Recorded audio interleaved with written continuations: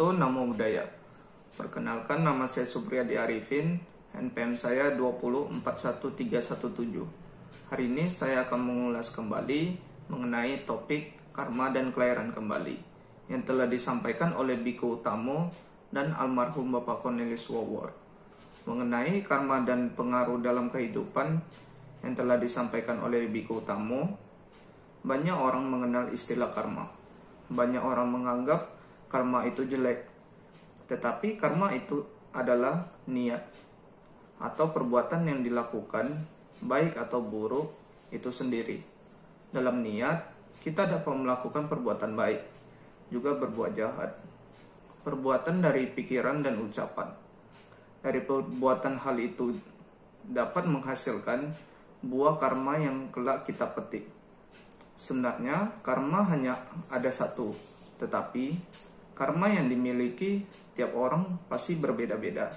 Tetapi karma kita juga bisa saling bertemu di dalam satu titik. Pertemuan karma yang paling awal adalah dengan orang tua, sebagaimana seorang anak yang ingin dilahirkan tidak bisa memilih orang tuanya. Hal ini disebut karma yang melahirkan. Kita terlahir dengan karma bawaan kita. Karma bisa dari cinta atau benci. Karena karma ini menarik yang cinta dan sekaligus yang benci.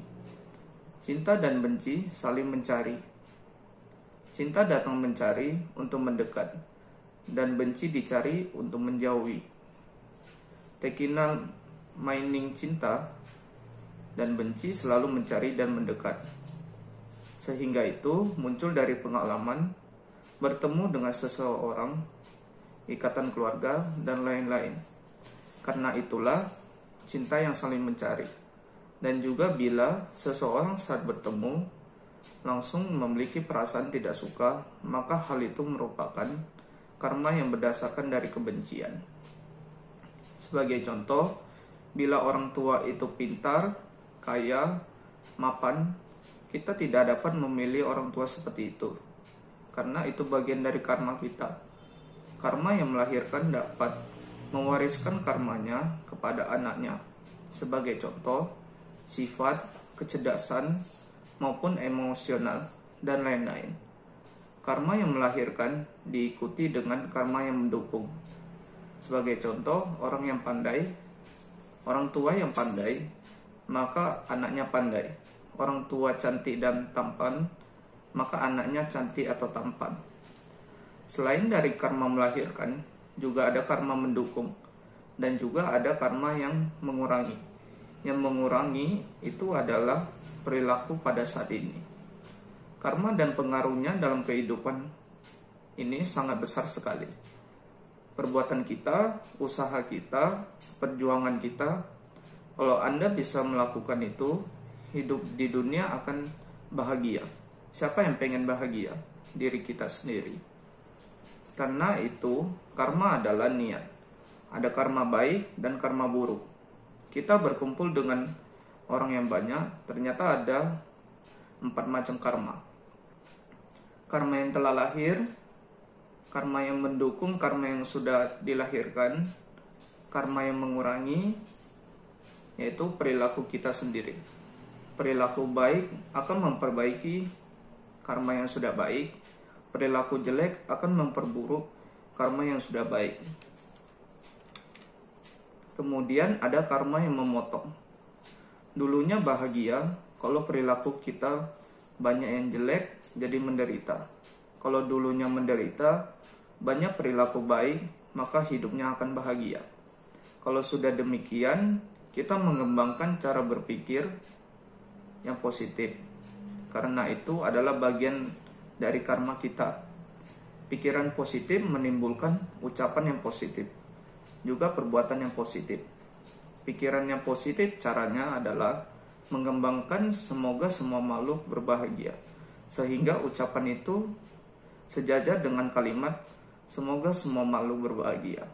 Begitu juga dengan perilaku kita. Kita selalu berusaha membahagiakan lingkungan kita. Dalam hal ini, karma ada hubungannya dengan punarbawa. atau kelahiran kembali. Punarbawa adalah keberlanjutan atau keberlangsungan kembali kehidupan makhluk di alam kehidupan setelah mengalami kematian. Sebenarnya ada 4 cara kita bisa mengetahui tentang kelahiran kembali. Demikian diterangkan oleh almarhum Bapak Cornelis Wowo. Yang pertama, lewat seorang indigo.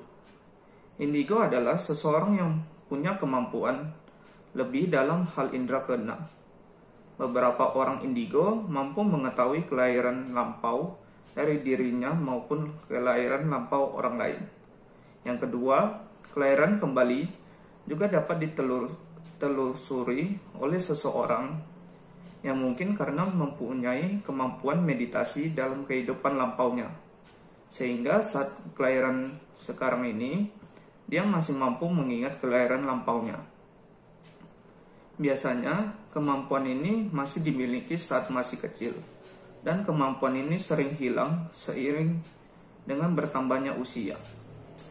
Yang ketiga, lewat hipnotis regresi. Lewat hipnotis, seorang dituntun kembali ke masa lalunya secara bertahap sampai saat bayi, saat di kandungan dan kehidupan sebelumnya. Tidak semua orang mampu dihipnotis dan tidak semua orang mampu belajar menghipnotis. Yang keempat, lewat meditasi.